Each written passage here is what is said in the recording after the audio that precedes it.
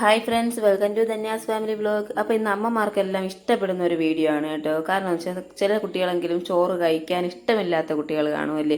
നിർബന്ധിച്ച് നമ്മൾ അവരെ കൊണ്ട് ചോറ് കഴിപ്പിച്ചാൻ പെടുന്ന പാട് അമ്മമാർക്കേ അറിയാവും.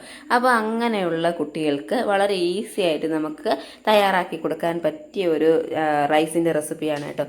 അതുകൂടാതെ തന്നെ നമ്മൾ രാവിലെയൊക്കെ വെച്ചതിന് ശേഷം വൈകുന്നേരങ്ങളിൽ എന്തെങ്കിലും ഒരു സ്നാക്സ് ആയിട്ട് കുട്ടികൾക്ക് തയ്യാറാക്കി കൊടുക്കാനും പറ്റിയ ഒരു അടിപൊളി ഐറ്റമാണ് കേട്ടോ. അപ്പോൾ മസ്റ്റായിട്ട് നിങ്ങൾ വീഡിയോ ഫുള്ളായിട്ട് ഒന്ന് കണ്ടതിന് ശേഷം തയ്യാറാക്കി നോക്കണേ.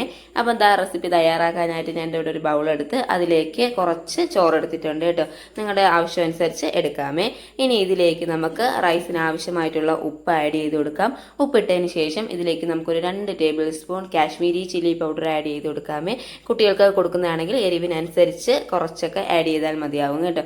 ഇനി ഇതിലേക്ക് ഒരു 1/4 ടീസ്പൂൺ മഞ്ഞൾപ്പൊടിയും കൂടി ആഡ് ചെയ്തതിന് ശേഷം കുറച്ച് കറിവേപ്പിലയും കൂടി ഇട്ട് കൊടുക്കാം. അതിനുശേഷം നമുക്ക് ഇതേപോലെ തവി കൊണ്ട് നല്ലോണം അങ്ങ് മിക്സ് ചെയ്ത് കൊടുക്കാം കേട്ടോ. അതായത് ഉപ്പും മുളക് പൊടിയും മഞ്ഞൾപ്പൊടിയും ഒക്കെ എല്ലായിടത്തും ഒന്ന് റെഡിയായി കിട്ടണം കേട്ടോ. അപ്പോൾ അതുകൊണ്ട് നമുക്ക് നല്ലോണം ഒന്ന് മിക്സ് ചെയ്ത് കൊടുക്കാമേ.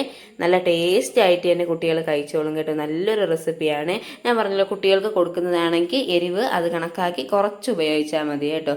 അപ്പോൾ അതായത് എല്ലാം കൂടെ നല്ലോണം ഒന്ന് മിക്സ് ചെയ്തെടുത്തിട്ടുണ്ട് കേട്ടല്ലോ. അപ്പോൾ ചോറിലൂടെ എരിവും മഞ്ഞൾപ്പൊടിയൊക്കെ നല്ലോണം ഒന്ന് പിടിച്ച് സെറ്റായി വന്നിട്ടുണ്ട്. ഇനി നമുക്കിത് തയ്യാറാക്കാനായിട്ട് തുടങ്ങാം കേട്ടോ. അപ്പോൾ അതിനുവേണ്ടി ഞാൻ ഇവിടെ ഒരു പാൻ വെച്ച് അതിലേക്ക് പാൻ ഒന്ന് ചൂടായി വന്നതിന് ശേഷം ഞാനൊരു വെളിച്ചെണ്ണയാണ് കേട്ടോ ഉപയോഗിച്ചിട്ടുള്ളത്. ഇനി നിങ്ങൾക്ക് ഏത് ഓയിൽ വേണമെങ്കിലും യൂസ് ചെയ്യാം കേട്ടോ. ഇനി നെയ്യ് ഉപയോഗിച്ച് തയ്യാറാക്കിയാലും കുട്ടികൾക്ക് കൊടുക്കുമ്പോൾ നല്ല ടേസ്റ്റ് ആയിരിക്കും. അപ്പോൾ ഞാൻ ഇവിടെ വെളിച്ചെണ്ണ ഉപയോഗിച്ചിട്ടുണ്ട്. ഒരു 2 ടേബിൾ സ്പൂൺ എണ്ണ ഒഴിച്ച് കൊടുത്തതിന് ശേഷം അതിലേക്ക് നമുക്ക് കുറച്ച് കപ്പലണ്ടി ഇട്ട് കൊടുക്കാം കേട്ടോ. അപ്പോൾ ഇത് ചോറ് കഴിക്കുന്ന സമയത്ത് ഇടയ്ക്കിടയ്ക്ക് ഇതൊക്കെ ഒന്ന് കടിക്കാൻ കിട്ടുമ്പോൾ കുട്ടികൾ ആ ടേസ്റ്റോട് കൂടി അങ്ങ് കഴിച്ചോളൂ. അപ്പോൾ കപ്പലണ്ടി ഇട്ട് കൊടുത്തിട്ടുണ്ട്. അതിലേക്ക് കുറച്ച് കടലപ്പരിപ്പും കൂടെ ഇട്ട് കൊടുത്തിട്ടുണ്ട് കേട്ടോ. നല്ലൊരു മണം കിട്ടാൻ വേണ്ടിയാണ്. ഇനി ഇതിലേക്ക് ഒരു 3 വറ്റൽമുളക് ഇതേപോലെ ഒന്ന് കട്ട് ചെയ്തിട്ട് കൊടുക്കാം.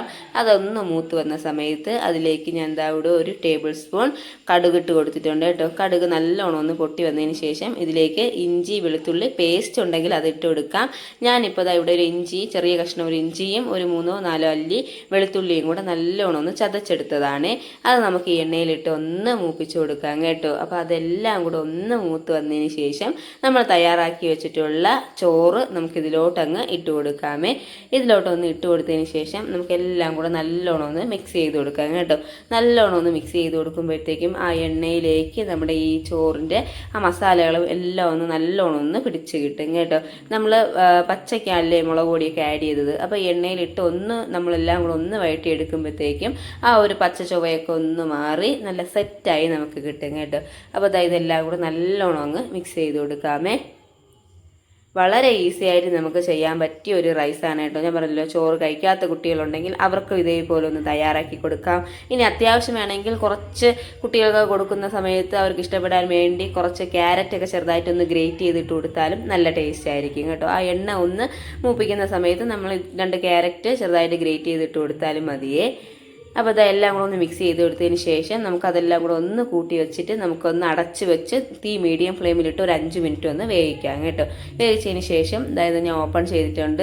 അപ്പോൾ മസാലകളെല്ലാം നല്ലോണം ഒന്ന് പിടിച്ചു വന്നിട്ടുണ്ട്. ആ കടലപ്പരിപ്പിൻ്റെയും കപ്പലണ്ടിയുടെ ഒക്കെ ഒരു മണം നല്ലോണം വരുന്നുണ്ട് കേട്ടോ.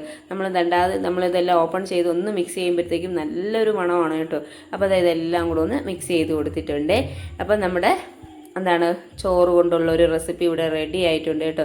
ബാക്കി വന്ന ചോറുണ്ടെങ്കിൽ അതുകൊണ്ട് കുട്ടികൾക്ക് ഒരു ഈവനിങ് സ്നാക്സ് ആയിട്ട് തയ്യാറാക്കി കൊടുക്കാം. ഇത് വേണമെങ്കിൽ നമുക്കൊരു ഡിന്നർ റെസിപ്പി ആയിട്ട് നമുക്കിത് കഴിക്കാം കേട്ടോ. ഇനി കുട്ടികൾക്ക് തയ്യാറാക്കി കൊടുക്കാൻ പറ്റിയ നല്ലൊരു റെസിപ്പിയാണ്. അപ്പോൾ മസ്റ്റായിട്ട് നിങ്ങൾ വീഡിയോ ഫുള്ളായിട്ട് ഒന്ന് കണ്ടതിന് ശേഷം തയ്യാറാക്കി നോക്കണേ. ഇതുപോലെ തന്നെ സിമ്പിളായിട്ട് നമുക്ക് ചെയ്യാൻ പറ്റിയ റെസിപ്പീസാണ് കേട്ടോ എൻ്റെ ചാനലിൽ കൂടുതലും ഞാൻ അപ്ലോഡ് ചെയ്തിട്ടുള്ളത്. അപ്പോൾ അതെല്ലാം ഒന്ന് കയറി കണ്ട് ചാനൽ സപ്പോർട്ട് ചെയ്യാൻ മറക്കരുതേ. ഇനി നമുക്കിതൊന്ന് ഒരു സെർവിങ് പാത്രത്തിലോട്ടൊന്ന് മാറ്റാമേ.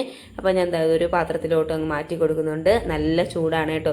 ചൂടോടുകൂടി കഴിക്കാനും നല്ല ടേസ്റ്റാണ്. കുറച്ചൊന്ന് തണുത്തതിന് ശേഷമാണെങ്കിലും നല്ല ടേസ്റ്റാണ് കേട്ടോ. അപ്പോഴത്തേക്കും ഇതിൻ്റെ മസാലകളുടെ എല്ലാ ഒരു ടേസ്റ്റ് നല്ലോണം നമുക്കൊന്ന് അറിയാനായിട്ട് പറ്റും കേട്ടോ.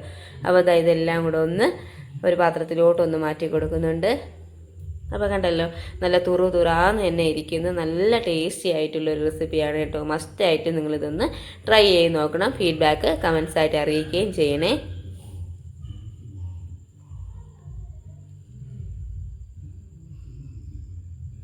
ഏത് റൈസിൽ വേണമെങ്കിലും നമുക്കിത് ചെയ്യാം കേട്ടോ. ഞാനിപ്പോൾ ഇത് പൊന്നി റൈസിലാണ് ചെയ്തിട്ടുള്ളത്. ഇനി നിങ്ങൾക്ക് ഇത് ഏത് റൈസിൽ വേണമെങ്കിലും ചെയ്യാം കേട്ടോ. അപ്പോൾ അത്യാവശ്യം കൈ പിടിക്കാൻ കണക്കിന് ചൂടൊക്കെ ഒന്ന് ആറി വന്ന സമയത്ത് നമുക്കിത് ഇതേപോലെ അങ്ങ് ഉരുട്ടിയെടുത്ത് അങ്ങ് കഴിക്കാം കേട്ടോ. നമുക്കിതിൽ പ്രത്യേകിച്ച് ഒരു സൈഡ് ഡിഷിൻ്റെ ആവശ്യമില്ല. ഇനി കുട്ടികൾക്ക് വേണമെങ്കിൽ കുറച്ചൊന്ന് തൈരൊക്കെ ഒന്ന് മിക്സ് ചെയ്ത് കൊടുത്താലും കഴിച്ചോളും കേട്ടോ. പ്രത്യേകിച്ച് ഒരു സൈഡ് ഡിഷിൻ്റെ ആവശ്യമില്ല കേട്ടോ. അപ്പോൾ ഇത്രയേ ഉള്ളൂ. നല്ല ടേസ്റ്റി ആയിട്ടുണ്ട് ഒരു അടിപൊളി റെസിപ്പി ഇവിടെ റെഡി ആയിട്ടുണ്ട്. മസ്റ്റായിട്ടും ട്രൈ ചെയ്ത് നോക്കൂ. ഫീഡ്ബാക്ക് കമൻസ് ആയിട്ട് അറിയിക്കും. മറ്റൊരു അടിപൊളി റെസിപ്പി ആയിട്ട് കാണാം. അതുവരെ താങ്ക്